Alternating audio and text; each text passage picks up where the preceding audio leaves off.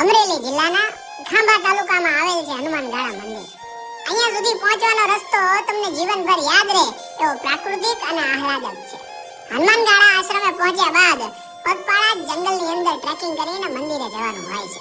કહેવાય છે કે આ જ જગ્યાએ હનુમાનજીએ મહાબલી ભીમનું અભિમાન ભાંગી અને પાંડવોને દર્શન આપ્યા હતા. આ જગ્યા અંદાજે 5000 વર્ષ જૂની હોવાનું મનાય છે. અહીંયા તમે પ્રકૃતિને ખૂબ નજીકથી અનુભવી શકો છો.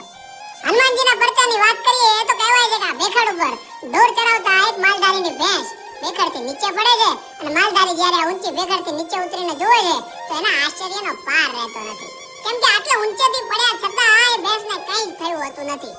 અને આમ એ દાદાના ચમત્કારની વાત ચારેય બાજુ પ્રસરે છે. જો તમે પણ ખાંભા બાજુ આવો છો તો ચોક્કસથી આ મંદિરની મુલાકાત લેજો.